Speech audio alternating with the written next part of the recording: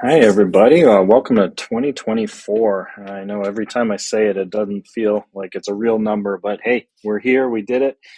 Hope your holiday break was great and that you're enjoying the start back to this week.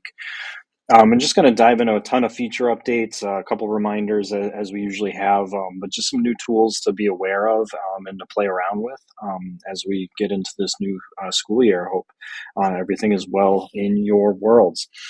So the first thing, I just want to remind everybody that we do have this MFA, multi-factor authentication is live and it's forced for everybody. We want to thank everybody for your cooperation to get this all set up and to get it ready to go. This extra layer of security, while admittedly a little obnoxious sometimes, it's just the nature of how things are. We do appreciate how everybody's getting up and running with this. Just one side note that I wanted to make everybody aware of, if you didn't know already, if you ever wanted to change your setup for multi-factor authentication, maybe you started with your PIN number, but you don't want to do that. You want to switch to an image, or you want to switch to a text or something like that. It's totally your personal preference how you want to do that. But you can go into your ClassLink profile, go into your security tab, and then you can switch your method of authentication as you see fit. So just know that that is an option available to you at any time. The next update I have for us, many of us are familiar with Canva as a website design platform. It's a super popular app for creating a bunch of digital content. They had a little bit of a digital privacy issue a couple months ago where we had to actually restrict it from student use because of it. But they finally came around and signed all the necessary paperwork, and we actually have a full district partnership with them now. And what that means is that we can log in with our normal Haverhill Google accounts, both staff and students. And it is a protected environment, meaning that students can't share designs outside of our institution. It's all internal. So anything they create stays within our environment. There's no issues with sharing there. But it's also something that you as a staff member can use, so you can create digital content as you see fit. The thing I think a lot of people know and love about Canva is just all the templates that are there.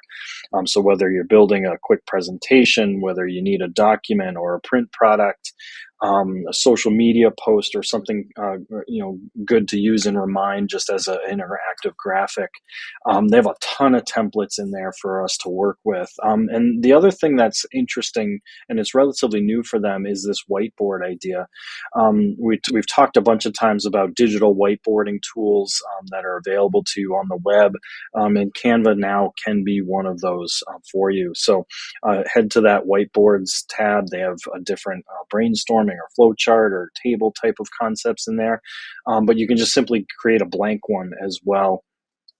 Just by, if you just type in whiteboard for the templates, they give you the option to create a blank one right away.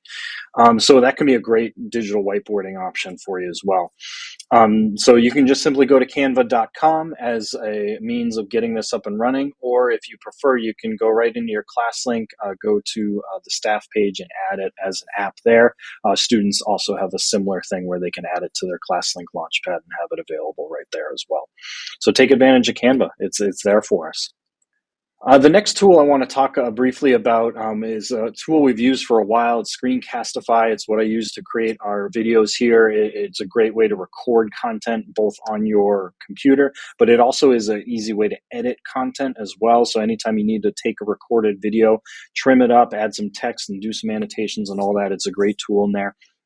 We've also talked about the submit feature that it has in Screencastify, where you can build a submission for your students, where you just create a topic link, you share that out in Google Classroom, and they get a private link where they can record their own video and send it back to you, and you get to collect them all. There's no YouTube involved or any public internet facing types of things. It's just a great way to get content back from your students in an interactive way.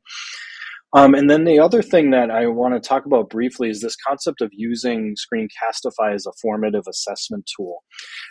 Because built into it, similar to how we talked about last time, that YouTube, within Google Classroom, YouTube videos can add interactive questions to them, where you can kind of force students to pause, you ask some questions before they can proceed.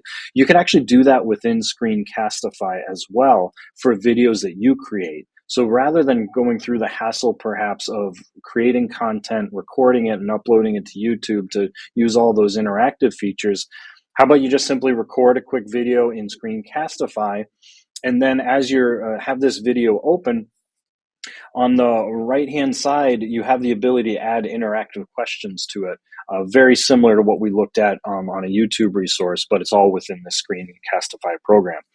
And then you have a share link you can copy and put in a classroom right away, email it out, or just use the quick share to classroom, and you're done. Again, it collects all the data for you, so you can see who's watched it. You can see what questions were answered and how they were answered. So it can be a great way to create that formative assessment, and obviously, exit tickets and a bunch of other examples as well.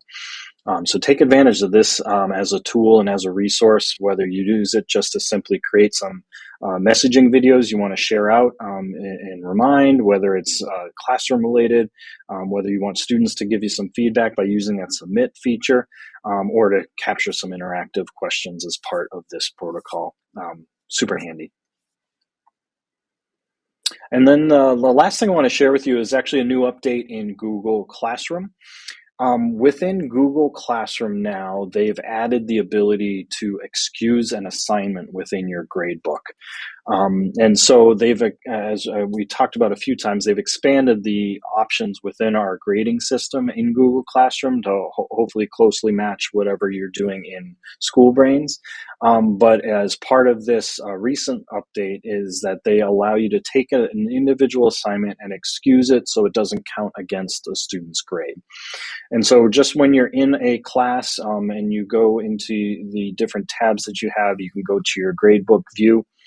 And if you just hover over any particular assignment for a student, you will see the option to excuse that assignment to make it not count against their grade. So hopefully that'll be a nice little addition feature that you have in there to keep your grade books as close to your source of truth in SchoolBrains as possible.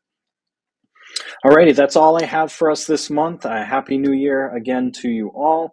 Enjoy the rest of this month, and we'll look forward to seeing you next time.